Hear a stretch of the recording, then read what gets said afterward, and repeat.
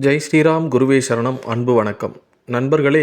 இன்று நாம் பார்க்க இருப்பது புணர்ப்பு தோஷம் என்று சொல்லக்கூடிய சனி சந்திரன் சேர்க்கையாலும் சனி சந்திரன் பார்வையாலும் சனி சாரத்தில் சந்திரன் இருந்தாலும் சந்திரன் சாரத்தில் சனி இருந்தாலும் ஏற்படக்கூடிய புணர்ப்பு தோஷம், அதனால் ஏற்படக்கூடிய பாதிப்புகள் என்னன்னு பார்க்கலாம்.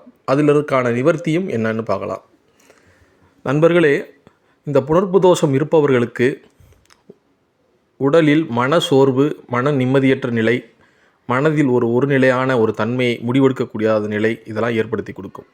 அதே போல் தாய் சார்ந்த உறவுகளிடம் மனக்கசப்புகளையும் மன சோர்வுகளையும் மன சஞ்சலத்தையும் ஏற்படுத்தி கொடுக்கும். எடுத்த காரியத்தில் எந்த பாவத்தில் இந்த சனிச்சந்திரன் பரிவர்த்தனையும் சனிச்சந்திரனுடைய பார்வையும் சேர்க்கையும் இந்த மாதிரி இருக்குதோ அந்த பாவத்திற்கான குணாதிசயங்களை அது முழுமையாக கெடுக்கும்.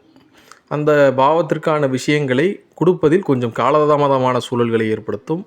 அதில் ஒரு தொய்வு நிலையையும் மன கஷ்டத்தையும் ஏற்படுத்தி உங்களுக்கு தரும். சரி, இந்த மாதிரி சேர்க்கை இருக்கும் பொழுது நாம் என்ன மாதிரியான பரிகாரங்கள் செய்து நம்மளை காத்துக்கொள்ளலாம் அப்படின்னு பார்க்கலாம். முதலில் உங்களுடைய குலதெய்வத்தில் இருக்கக்கூடிய கன்னி தேவதை அப்படின்னு சொல்லக்கூடிய தாய் அம்சத்தில் இருப்பவள், உங்களுடைய குலதெய்வத்தில் கன்னி தெய்வம் எந்த தெய்வம் இருக்கிறதோ அதுதான் உங்களுக்கு முதன்மையான தாய். சரிங்களா? இந்த தாய் தேவதைக்கு என்ன செய்யணும் அப்படின்னா, பச்சரிசி மாவு, எள் கலந்து நல்லெண்ணெய் ஊற்றி விளக்கேற்றலாம் முதல்ல. அதோடு சேர்த்து பொரி, கடலை, தேங்காய், வாழைப்பழம், சர்க்கரை எல்லாம் வச்சு ஒரு பூஜை செய்து இந்த விளக்கேற்றி வழிபாடு செய்யலாம். அத்துடன்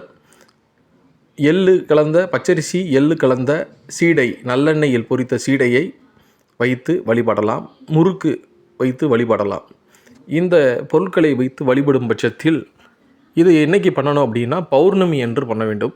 ஒவ்வொரு வரும் பௌர்ணமிகளில் உங்கள் வீட்டில் மனசஞ்சலங்களும் மனசோர்வும் இருக்கிறது, இல்லை சனி தசையில் சந்திர புத்தி நடக்குது, சந்திர திசையில் சனி புத்தி நடக்குது, சனி அந்தரம் நடக்குது, சந்திரனுடைய அந்தரம் நடக்குது, இந்த மாதிரியான காலகட்டங்களில் சனிச்சந்திரன்ற ஒரு சேர்க்கை உங்களுடைய ஜாதகத்தில் என்று தொடுகின்றதோ அந்த நாட்களில் அந்த சமயங்களில் நீங்கள் இந்த பரிகாரங்களை செய்து உங்களையும் உங்களுடைய வீட்டில் வரக்கூடிய மன கஷ்டங்களையும் மன சோர்வுகளையும் நிவர்த்தி செய்ய இந்த பரிகாரம் உங்களுக்கு பெரிதாக உதவும்.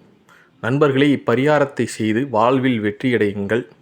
உங்களுக்கு உங்களுடைய குலதெய்வமும் இஷ்ட தெய்வமும் உங்களுக்கு துணையாக நிற்கும். அதுபோல் இந்த பரிகாரத்தை குலதெய்வம் தெரியவில்லை, வேறு எங்கே செய்யலாம் அப்படின்னு நினச்சிங்கன்னா, இதை சிவாலயத்தில் செய்யுங்க. பௌர்ணமி அன்னைக்கு செய்யுங்க. நன்றி, வணக்கம். எல்லாம் வெற்றி கிடைக்கும்.